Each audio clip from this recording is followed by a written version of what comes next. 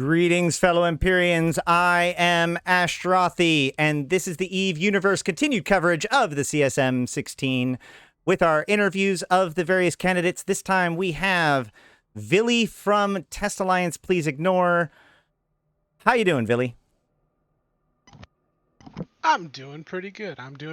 How was your 40-hour-long process of interviewing all the CSM candidates going for you? It's going pretty good. I started a little bit early, knocked out a few before the official candidacy list was given, but I definitely have. I mean, I've been trying to schedule at least 2 a day at this point, just so I can get a little bit ahead of things. There's definitely some work ahead of us. So, Yeah, 2 a day is even still is going to be like 20 days, so there's no doubt you got a ways ahead of you.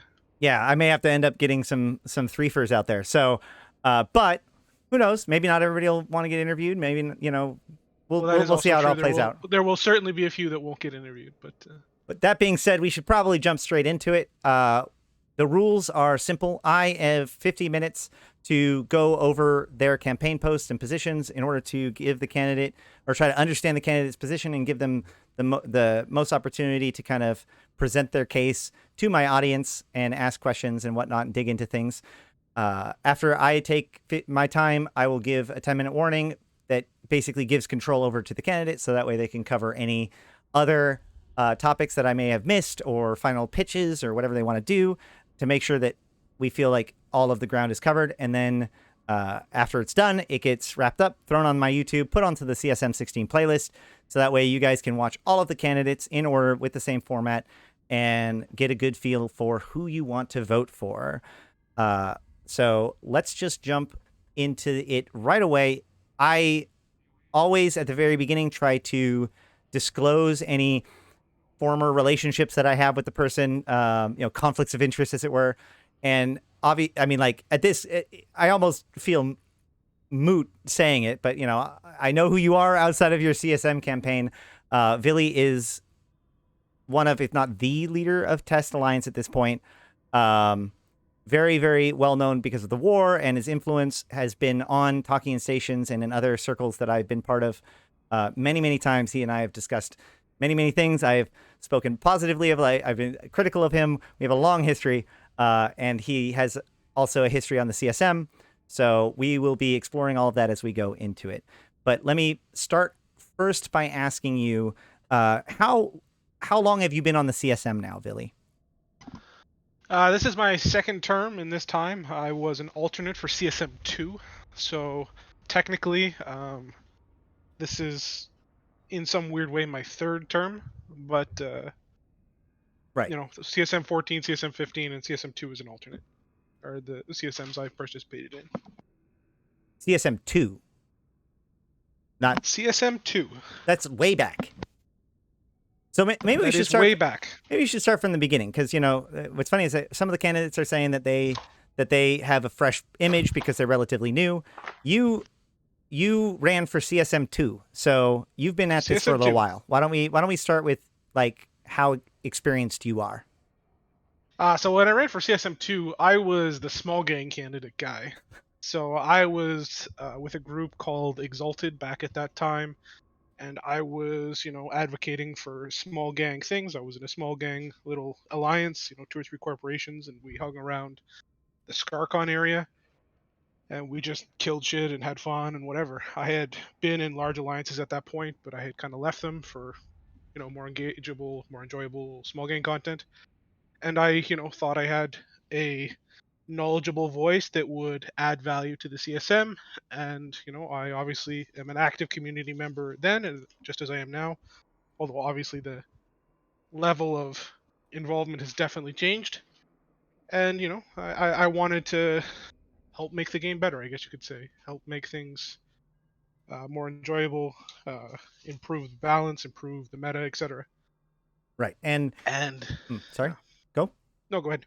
Yeah. So your story is also somewhat public because one of the main turning points of your EVE career was literally reported in like for real Z game media thanks to this war and all this stuff. So do you want to touch on that a little bit? Yeah. So in early 2015, late 2014, I can't remember. I think it's like early 2015. I had been in Goonswarm for just shy of 5 years at that point. I had just come back from some real world training, and I just wasn't feeling kind of the connection, I guess you could say, that I had before, and I was of the opinion that there was a better place for me, or my talents weren't being used, or whatever. And then there was some stuff that happened involving other people pushing for real life funds interacting with the game, and I was just like, all right, I'm not interested in being here anymore. So I left Goonswarm, and shortly after I joined Test and worked my way through that organization and tried to help start the rebuilding process of that organization. And obviously, a large amount of that is public, being the time zones it happened were right before World War B1, and then into World War B1, and all of the prolific and rather public stuff that Test has been involved in afterwards. Right. So let's start there, right? Because I presume that you're here because you want votes outside of the Legacy Coalition. I'm sure that fans of the Legacy Coalition are probably fans of your work, but to those who may be on the quote unquote other side, uh, take an opportunity to speak to them to maybe help them. Do you feel like you could represent them too? Why should they feel that you can represent them? It's a tricky question. So, first and foremost, my expectation is that if the decision is made where we put myself on top of the legacy ballot, that I will be elected regardless of what outside support I acquire. The reality is that might not be true. Maybe there's more votes, maybe there's less votes, maybe the energy isn't there. I don't know. Uh, but it is a safe assumption that as a candidate with this many default votes backing, I should be able to acquire the CSM role based on the organizational power we have, regardless. But when I want to reach out to people and talk to them in this manner, to me it's not so much about chasing votes, even though I very much appreciate those votes.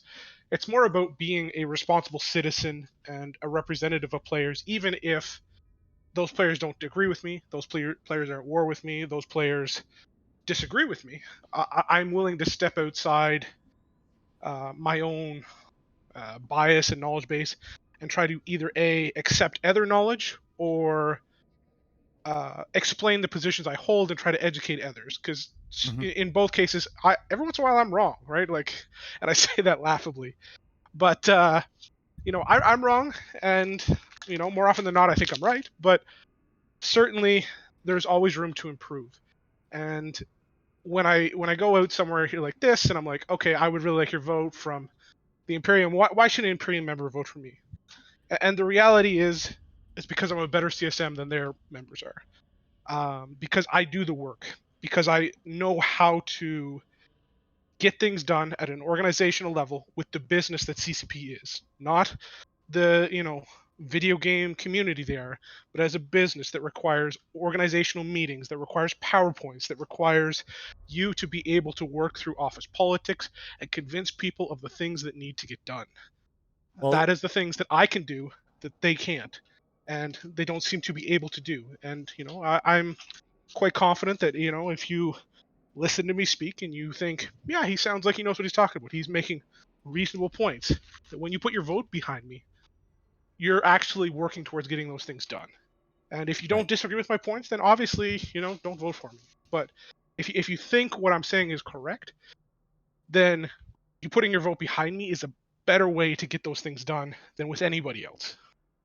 That's a very strong argument, and that's some pretty shots fired. But thankfully, we don't have to stay in the hypothetical because you're on the CSM. You've been on the CSM, and so. But more importantly, like I would feel like the counter argument to that would be, great, you're more effective at forwarding the agenda that hurts us, right? That you would be dangerous on the CSM because of your effectiveness at undermining promoting the test agenda and undermining the goon agenda. So obviously, it's not just about how efficient you are.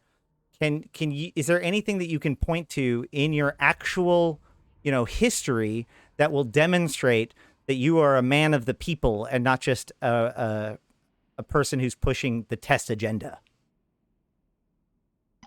That's a weird one, because it implies, first off, that anybody on the CSM would push for their alliance's agenda over the good of the game to begin with, and I I understand that, don't but think that's there's a lot of so let me go cynical into people that it. will feel that way, and that's why I'm trying to get an example. Absolutely, and I'll be honest.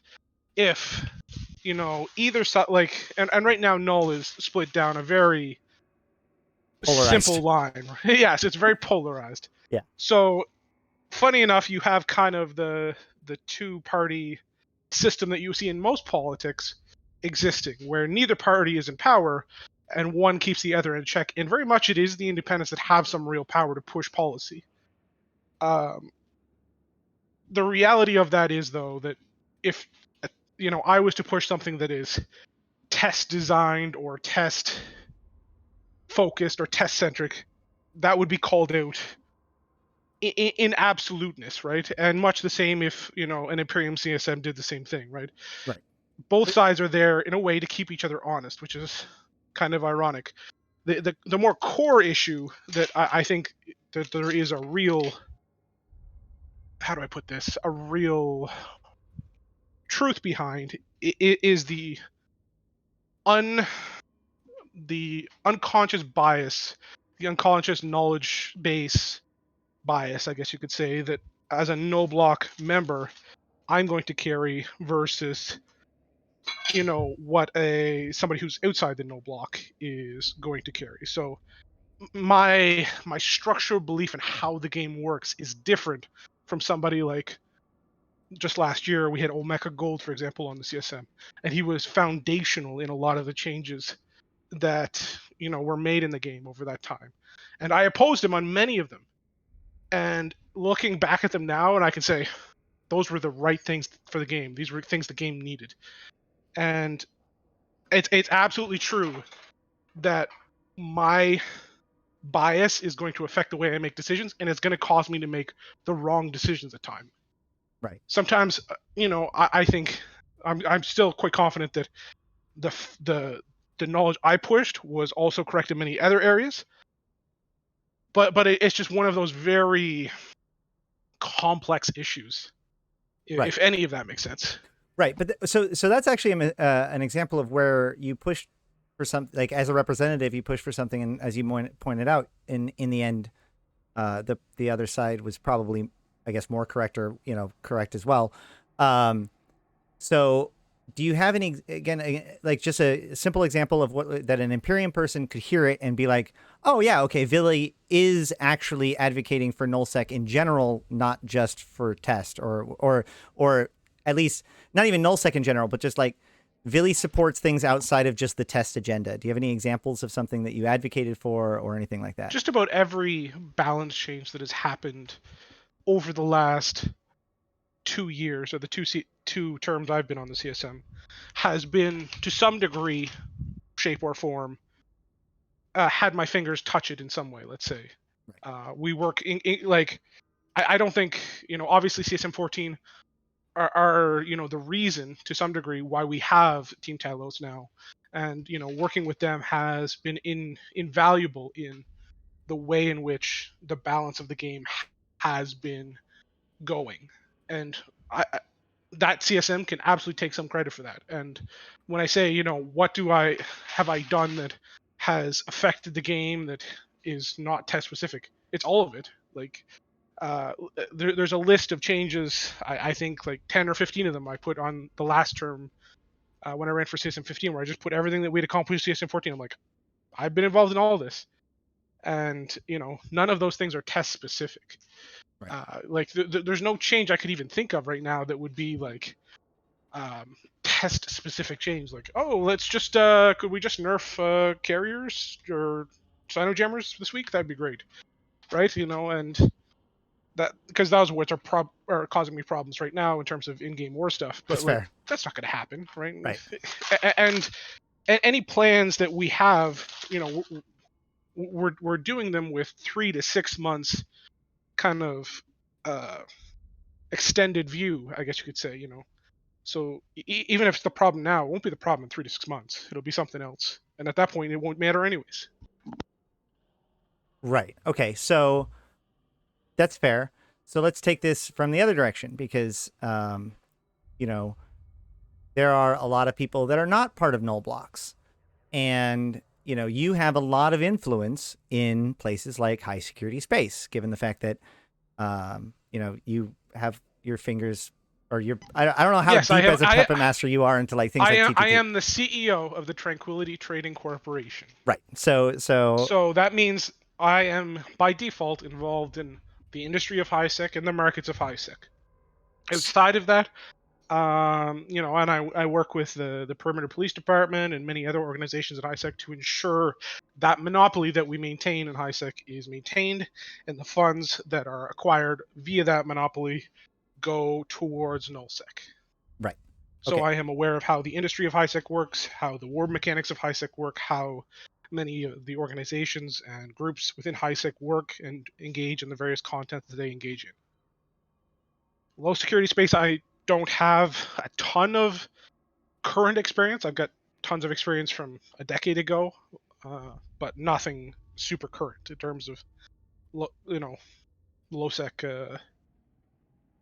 recently. Although obviously the mechanics are not fundamentally that different, and I obviously watch very closely the videos and battle reports and discussions of how events take place that I can analyze and use that information to uh, improve the decisions I make anytime we're going to be engaging in lowsec, around nullsec, with lowsec players, or just in general how those should work in those fleet combats or in those fleet contexts. Right. Okay. Yeah. And you do have a very broad knowledge base, and therefore you can probably represent a broad sense of ideas. But we're looking for you to get support from these other populations, right? So a high sec group or a high sec person or basically a non-null secker, one of the common perceptions is that like the null blocks have their thing, and so they're organized, so they're going to have their numbers, and they have their they have so many locked up, and then that leaves 2, 3, maybe 4 open slots for other people. And so, a lot of times Correct. non-null blocks will feel like it's important to focus on non-null block candidates because that will help them like take some of the representation back from nullsec. Do you want to speak to those people to help them feel like you could be worth their vote instead of somebody like Mike Azariah or a different person that like has a focus of high sec? So the question is, in many ways, what do you want your vote to get done? What do you want to get changed? And the reality is, that's not how the CSM works. The CSM can push priorities, and it can advise CCP on decisions they're already making. But for the most part, the CSM does not determine the direction in which CCP is making changes or taking changes. Sometimes we do, and sometimes we have. Don't get me wrong. But for the most part, that's not what's going to happen. So anytime somebody says, I want to change this or I want to do that, for the most part, they're talking out of their ass. Right. Sometimes they can get those things done if they are organizationally effective enough. If they know how to win and play those office politics games, they can make their agenda the agenda. But those are very difficult to do, and it takes an incredible amount of time and energy and resources and passion to make those things happen. And when I listen to a lot of these candidates talk, I sense there's so many of them are confrontational, are aggressive against people that they don't need to be aggressive against. And I'm like, and I look at them and I go, these people are going to do harm to the CSM, who are going to cause the CSM to lose ground, make CSM less effective in general. Because when you are confrontational with the CCP, when you are pushing back on CCP too hard on some of their changes, all it does is create a situation where the CCP turns off and stops giving the CSM any kind of attention. So when I talk to somebody in HiSec and they say, "Why should I vote for you, Vily?" The honest answer I have for them is, "I don't know if you should," because the reality is I don't need their vote today. Like, they can go out and they can vote for Mike Azariah #1, and they can vote for, I don't know who the other HiSec candidates are, but 2, 3, whatever. If you want to put me on your ballot, I appreciate it, and I'm going to work hard for you. But I do these interviews not to chase votes. I do them to be a responsible representative. Is the better way to say it, I guess. Because Absolutely. very, very much I am aware of the reality of the situation where I probably have the votes by default. And if people want to listen to what I have to say and they like what I have to say, then they know that their vote isn't going to go get wasted. It's going to go to somebody who's going to put the work in and make sure that CCP is kept as honest as it can be kept. The council is going to be kept as honest as it can be kept, and that changes are going to keep happening as much as they can be. And the changes that do happen are going to be both iterated and looked at as with as much scrutiny as possibly can be looked at. All right. But one last kind of way at looking at this from the HiSec point of view, I want to give you an opportunity to speak to somebody who may have convinced themselves or been convinced. You know, they live in HiSec, they see TTT, they know that this funds nullsec and all that stuff, and they see that as being exploitive or bad in some way. Like they've framed you as almost like a villain that's exploiting HiSec. So do you want to give them a counter narrative to work with, or do you want to just be okay with that Well, depiction? it is both true in some ways and untrue in others. The reality of the situation with the TTT is I have built the TTT and branded the TTT to be quite literally the bank, right? Like, it is just an organization that is there, that is iconically pure. So we don't adjust our tax rate for anyone, including blues, including corporations, including me, anyone, right? So we Isn't that not create a true? fair. Say what? Didn't the tax rate change? Yes, like years back it did. Okay. But like that's a different story altogether. Okay. But since that point, obviously, we've stayed to the bare minimum possible. It is equalized among everyone, so we create this kind of very equal market where everyone is competing at the same level, and we work hard to maintain that. We've invested in high sec and low sec in terms of providing the best services possible at the cheapest rates we can possibly provide them at. And we work hard to maintain those services and protect everyone's assets who puts their trust in us. For We those could obviously be more exploitative in the way we do so, but generally when it comes to the TTT, all we're trying to do is operate a good business. And yes, we could allow other people to compete, but as we're seeing even now from the dark side Asbel that we're dealing with, and they're alternating their tax rate between 1 and 10% to scam people who try to use it. Nobody else in Eve cares about that, right? And all I'm worried about is providing people with a good service at the best price.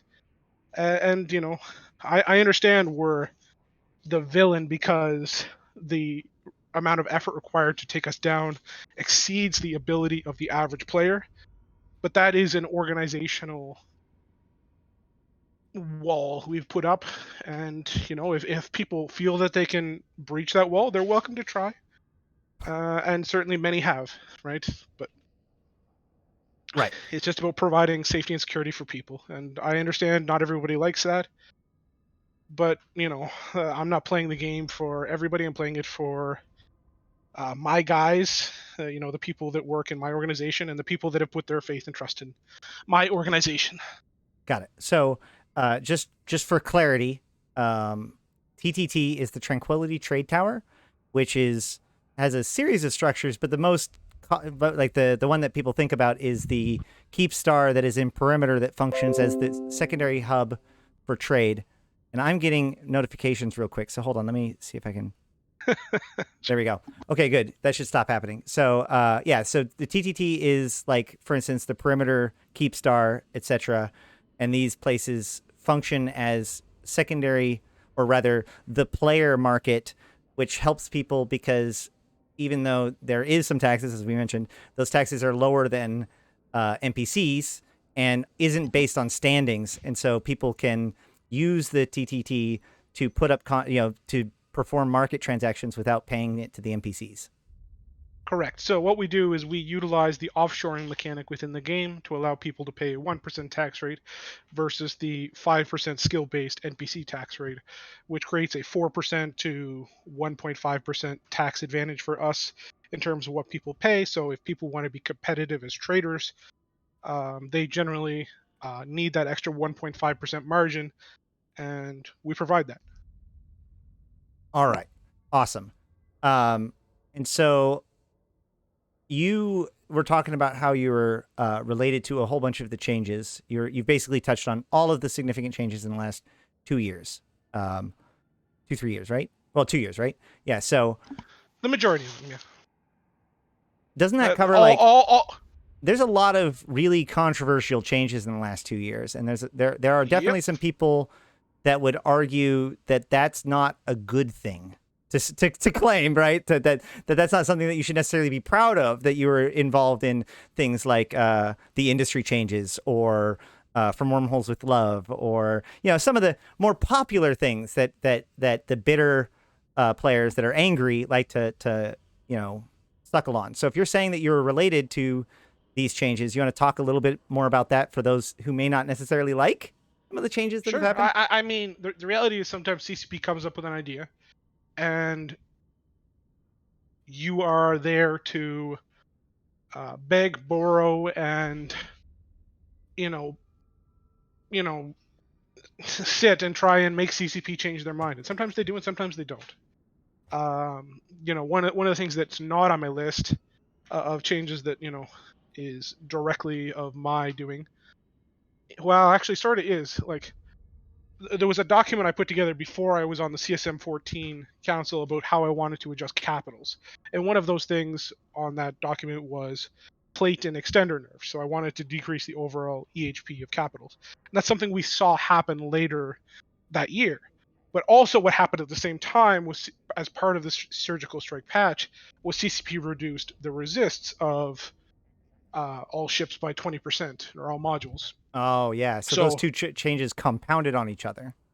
yeah, so I wanted one of them, and I didn't want the other. And I remember, like the resist nerf, sitting at the bars, being like, "Come on, guys, 20% too much. Let's do 15. Let's do 10. Let's just cut it back. Come on, no, no, no, no, no." Like just doing everything I could to push them down just a little bit more, trying to cut the edge, cut that pain as much as I could, and I couldn't. Right, like I did everything I could, but some of the changes that people don't like that I think are good, I'm always willing to talk about. But I'm not afraid to back the decisions I've made that are controversial, and I'm not afraid to defend CCP on the decisions they've made that are controversial that I haven't agreed with. Okay, awesome. That's a good way of putting it, I think. I did have a question from the audience, actually from Julius Doctor, who wanted to know if you are interested in expanding the TTT to include refining and production resources. So the TTT already, and from its inception, has had the primary Tech 2 refining Tatara and the double Asbel right off of the perimeter Keepstar, basically from the beginning, and also has a secondary Athenor and Sotillo next door to further reduce index congestion. Um, and obviously, at some point, we'll probably expand to another Sotillo or two nearby to further reduce that index congestion, to further make those production capabilities So, more varied, more easy for people. We're just trying to build not only the trade tower, but an industrial park for people to have the resources to produce and research and do all the things they want to do industrially as conveniently and easy as possible. We're just trying to provide the best services we can. And obviously, we had at one point put up the Ignite and Keepstar and Ignite and Tatara and Sotillo to allow people to build capitals, do reactions, and sell supers in low sec. And I paid an inordinate amount of money monthly to ensure the safety of that thing until such time as the people I was paying decided that they needed to be paid more, and obviously the deal became unworkable, and they just decided to destroy it the next day anyways. But I find it really unfortunate that that event led to the loss of many of our uh, consumers, or the people that use our services, losing their assets. And I still find that unfortunate, and I wish I would have been able to find a way to protect those assets for a couple months longer so that they could get their stuff out. But the reality is I wasn't, and obviously since then we haven't touched back into low second, and we likely won't anytime soon. Okay. So that's a good answer, actually. I guess why are you why run for CSM again? Like why do you have you not accomplished everything you want to accomplish? What is it that has caused you? The name of your post is One Final Ride into the Breach, CSM Vily. Obviously you take it as a very serious work undertaking. Um, Because I believe it is. I think honestly the people that think getting on the CSM is a free trip to Iceland are under the wrong impression. And the fact we can go to Iceland this year would help that as well.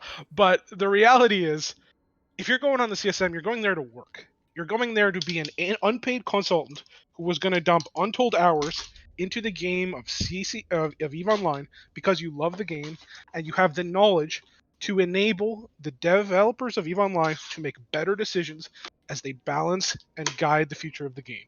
And if you're not interested in putting in untold hours of work into sitting and talking with devs for hours on end some nights, then it's not what you should be doing. And I know many of the CSM candidates are, but I think there is an illusion by many people about what the job is. It is not, oh, go strut around, big stuff, CSM member. It's like, no, it's another job.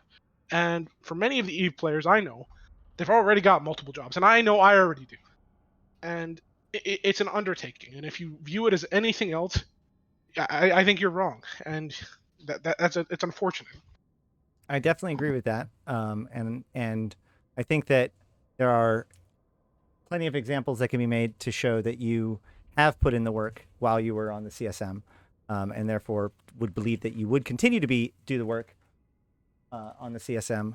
But so that is very important that there are because there have been many times where we've had people voted to the CSM that basically ghosted afterwards, and the fact that you have been probably one of the most community facing CSM people that I've seen. There's probably other CSM people that are engaging in other ways that are more consistent, or that are consistent to their own audiences. But you are one of those people that are out there, jumping in front of the fire during some of the ugliest times in CCP's PR, helping the community process what's happening and helping collect the feedback to get to CCP. A good example of this that I want to circle back on, because talking about unpopular events, was blackout, right? So I wanted to address that specifically. What was your role in blackout? Did you have any in the planning phases of blackout, and how did you deal with blackout? Well, to be clear, no CSM had any previous knowledge of blackout before, I know up this. until a week before they announced it. Okay. Yeah, absolutely. And obviously, when they told us, we were all kind of like, "Are you for real?" And it was very much a shocked and awe kind of reaction. And if I recall correctly, the majority of the CSM at the time was kind of against it or very skeptical, and some people obviously were aggressively against it. And I was of the opinion then, much like I am now, that it was a bad decision and would result in a variety of problems. But And but how did you yeah, handle it as a CSM? What did you do? Did you reach out to CCP as soon as you realized what was happening? Did you take action against it? Kind of what was so your we were personal told in role? a meeting, right? So our when we were told, we were given the opportunity to provide feedback.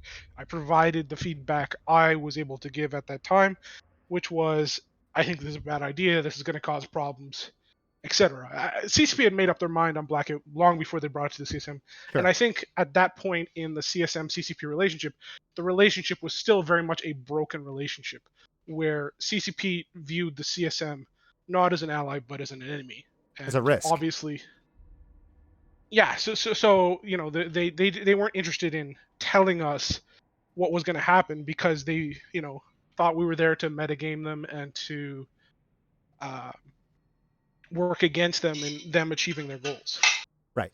So then without I assume that you didn't have very much warning at all. You said like a week, right? So then blackout rolls out. You've had a week to see this train coming down the tracks. It comes out. What did you do after that to help deal with the situation? Did you collect feedback? Did you talk, like, how did you as a CSM person help mitigate or manage blackout? So we had a CSM summit shortly after the about a month, I think, after a month and a half, 2 months after blackout was announced. At which point we were able to take the data we had gathered. Being part of large organizations, we can see how many hours our people are logging in. We can see how many people are logging in, what their play times are, what their the amount of time they're putting into the game is, and we could see where those numbers were going. And we took all that information we had, and then we gave it to CCP and compared it with their numbers, and the data they had been gathering But was that's not after the correct. fact. Yes, there's no before the fact. In No, the I'm week saying during. between, so this is still during. Oh, okay. Um, Blackout was still in effect at that time. Got it. I thought you were saying like after the fact you were looking at the data. Sorry. So this is like Yeah, yeah. mid blackout, and you're basically flagging them down and saying, "Hey, you think this is a big deal? It's bigger than you think," and you're trying to convince them of that. Something like that. Yeah. Okay. So keep going. Like Sorry. here is the actual data that says this is what this is doing to your player base. This is what it's causing, doing to online numbers. This is how people are reacting, etc. So we took the feedback that we were able to gather, and we put it right in front of CCPs, uh, the people that mattered in terms of that decision making process that could evaluate that data, and we enabled further decision making. Obviously, I can provide 1,000 anecdotal stories about how blackout was affecting people. But when you can provide people with real data about, this is what 5,000 of your customers are doing based on this change you've made, because we can clearly see this is the date blackout was announced, this is what our daily activity was, a week before it, and this is what it is, a month after it. It's very easy to use actual data to prove a point. Right. So it sounds to me like when this came out, like when it was announced, uh, you knew you couldn't stop it. You knew that arguing about it wasn't going to do anything. So you kind of hunkered down and started collecting the data, so that way you could prove the point. And it's worth noting that I believe, I could be wrong, but it was my understanding that blackout actually got terminated earlier than it was expected to be, and possibly because of that influence. Would you agree with that or no? That's absolutely a possibility.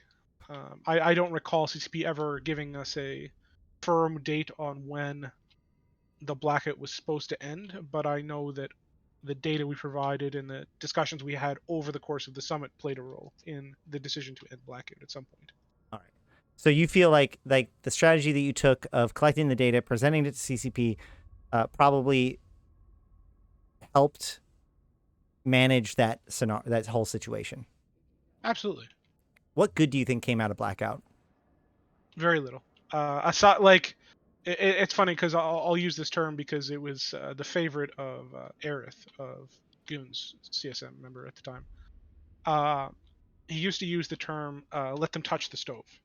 So in many cases, and I'm not a believer of this at all. I should clarify. I don't believe letting people touch the stove, for example, is a good thing. But invariably, people will if you let them. So in this case, they touched the stove. They did the thing that they'd been wanting to do for a long time. People had been talking about no local in nullsec for many years. It had been discussed for probably a decade or more, and it achieved the goal of making clear how important agency is in the decisions of players, how important it is psychologically for people to have some control over their surroundings, and it definitely, I hope, made it very clear just how people are going to react to an environment change that is that severe. So I've heard it argued, and I've argued myself, that the design goals of of Blackout, like they learned things from Blackout, which were then iterated on in things like Halloween events, Yeet filaments, and other such design as they continue to, they smashed it with a hammer, learned how things worked, and that allowed them to create more nuanced design later on. And then secondarily, um, this event was really good, at least CCP has claimed, was really good at allowing them to identify bot behavior and address that as part of this, which was a rampant issue at the time. You still claim that there wasn't very much good from Blackout. Do you disagree with those two things, or do you think it was just too much damage for the good? Do I disagree with those two things? What two things? Sorry, like That so Blackout so did Blackout help identify bots?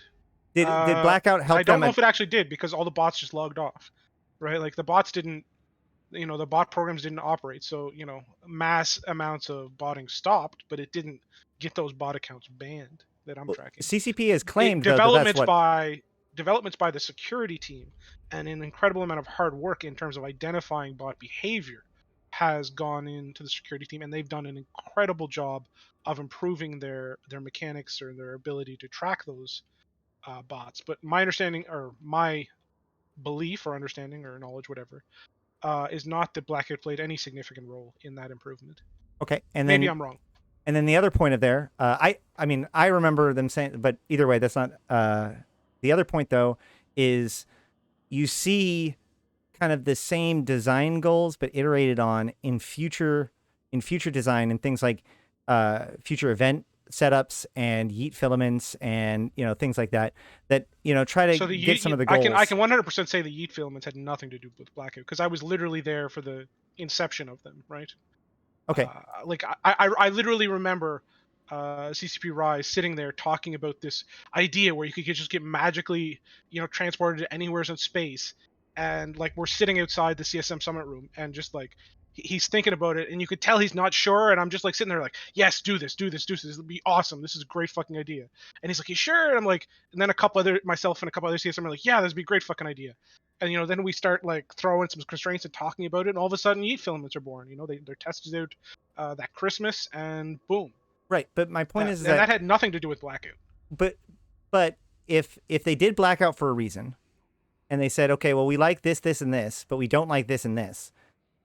If one of the things is like the fact that things could just suddenly come out of nowhere and be a threat that you have to respond to, I could see how they could be like, that's part of Blackout that we liked, but what we don't, but obviously like the full extent of it wasn't good. So something like Yeet filaments, signal and noise filaments seem to kind of help introduce some of the things that Blackout was trying to aim without hitting the things that made Blackout bad. And I don't know if they would have been able to make that kind of design if they hadn't have actually done Blackout earlier. Would disagree with that sentiment. That's fair. Um, it just I mean, you were from there, my so you probably have no my more than I understanding do. of the sentiments of Blackout had nothing to do with some of the things you're mentioning. Like just, um, I think you're 4D chessing something that just wasn't 4D chessed. They wanted to try this thing out. They thought it would have affect X, Y, and Z, and that people would adapt or change in this way, and people instead chose to adapt by not logging in, not playing the game, etc.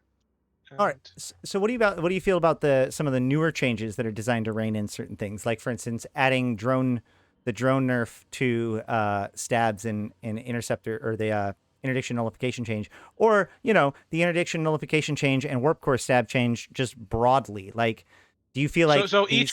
so let's go with those questions like one by one. So how do Sure. I feel about the drone warp core stab nerf, right?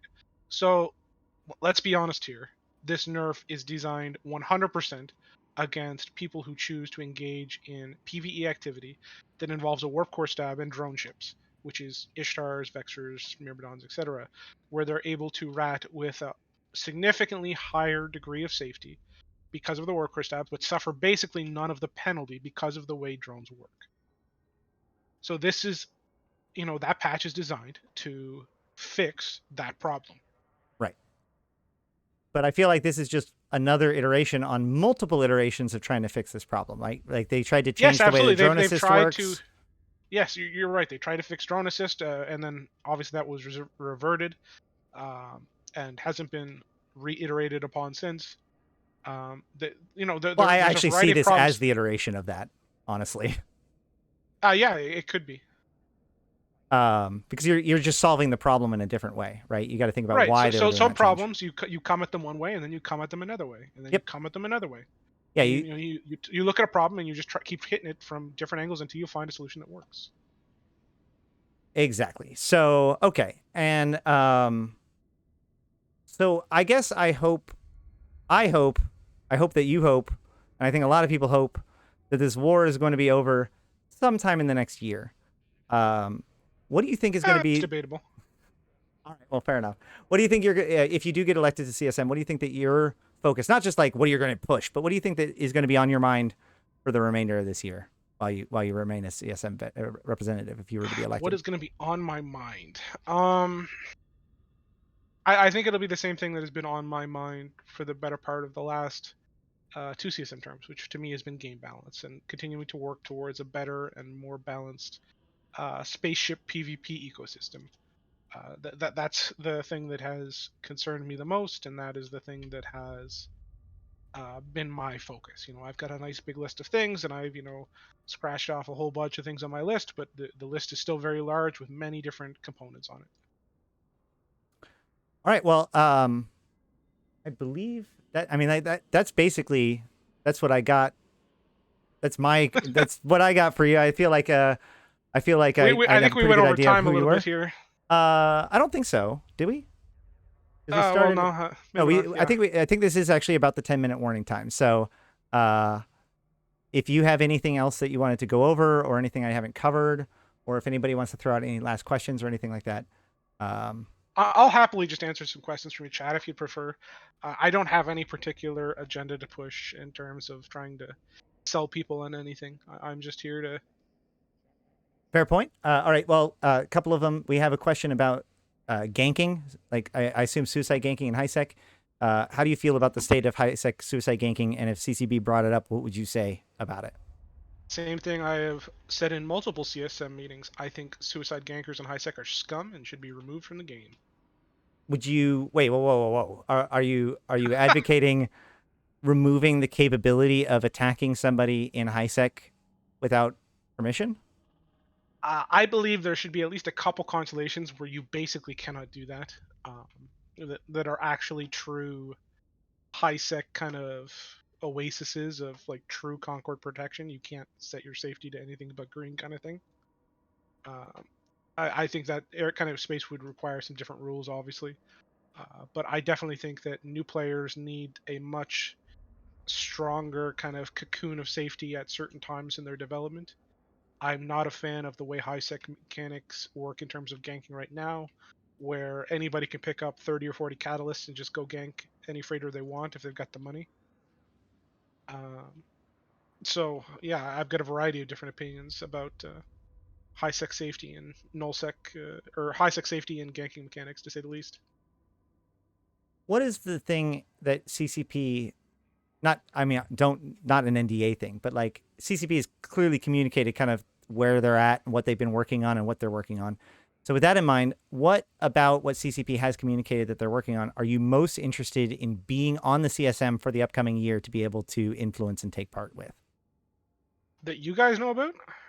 I mean, I would ask you not to break NDA in your CSM. Well, I can tell you, I'm not post. going to break. I'm not gonna lie. I honestly, I'm not able to effectively differentiate between what That's fair. CCP has told us and what the public So also knows. if I could pitch because some, like what the public knows is it's like half of what the public knows is like some random sentence from some Snorri interview or. that's fair, and that's probably not even a fair question. Then let's not even. I don't want to tiptoe around that one, but I guess between like the balance changes that we've been seeing CCP iterate on, specifically trying to deal with capitals and super capitals, industry changes and adding complexity to those secondary roles.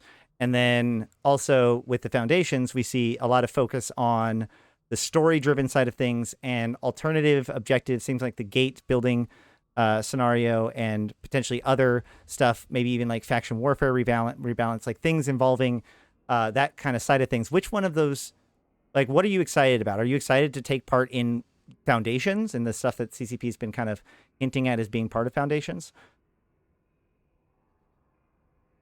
Am I? Like the Sorry. newer stuff, like event, like their attempts to engage with events and new conflict drivers, and things like Poshvin and invasions and I event. think those are great things, and I think it's been really good for CCP to reinvigorate both the RP community and what I'm going to roughly call the events community, where you have a group of people who are actually following what CCP is doing. Um, I think it has paid off in dividends. The content that Team Raw and other of the teams have kind of been pushing out in terms of making the game more vibrant and more interesting and providing changes that are not just ship game based but also world and ecosystem based. And then I guess one like as we get to the end, I just want to. You said one final ride. That's because of your term limit. Is there there's a term limit, right? So this would be the last time you're So eligible to yes, run. there is introduced in CSM 14. There is a term limit on CSM members now, where you cannot serve for 3 consecutive or you can serve for 3 consecutive terms maximum. So Yeah. this will be my 3rd consecutive term maximum. I can then, on paper, take a break after 16, or so I will not be able to serve for 17, and then after that, in theory, I could do another 3 if I wanted to, Oh, which okay. I most certainly do not want to do. Um, Well, okay. I've been very blessed in terms of what COVID has enabled in terms of my work-life balance, that I can actually engage in being a CSM member the way it needs to be, and my foreseeable future enables that as well. So I'm willing to take that kind of leap, but I do not think that this is something I would want to do every 6 of 8 years, let's say. Yeah, I mean it's a lot of work, and so okay. To that end, kind of to wrap things up, I want to address like there's a lot of people that may naysay the CSM, or feel like their votes don't matter, or CSM doesn't get ignored. There's so much negative like beliefs about the CSM, many of which are not founded in reality. But you have now dedicated 2 of your years of your life to the CSM, and I can attest to the fact that you have actually put in like the hours and work, regardless of whether or not anybody likes your results or doesn't like your results, believes in it, whatever. You have definitely put in a ton of effort to be on the CSM and to be the CSM on top of everything else that you do. You want to run again, and this clearly shows me above anything else that you strongly believe in the power and the effectiveness and the value of the CSM.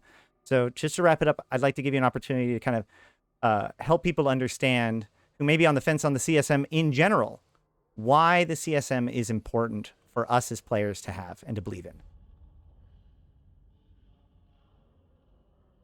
Why the CSM is important. CSM is the last line of defense that the players get for changes in EVE Online. The changes are good, they can be made better. If they are bad, they can be made less bad. If there are things that are not on the radar, CSM can put them on the radar. If there are changes that are forgotten, CSM can remind CCP. CSM is your kind of sober second thought, and they are your conscience, and they are uh, your best chance at having this game be everything it can be. And if you want to ignore the CSM and you don't want to vote, nobody's going to force you to do so. But if But you want to have the segment of the game that you believe in, the segment of the game that you are most familiar with, that you value the most, be properly represented, it's important that you go out there and vote, because those people can have massive impacts. Just one person for example, I talked about Omeka in CSM 14. The effects he had on that CSM will be with this game until it goes down in flames. And there is no doubt in my mind that he and myself and many others have made impacts upon this game as CSM members that will carry on until this game no longer exists. And while not all CSM members do those things, many of them do. And it is the driven and passionate candidates from both Null and outside of Null that can do that.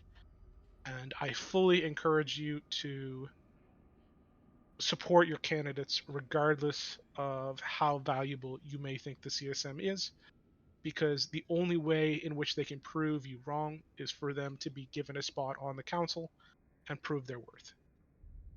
Absolutely. And yes, you're right. You can choose not to vote if you want, but that doesn't help the CSM. It just makes it so that you're not getting representation.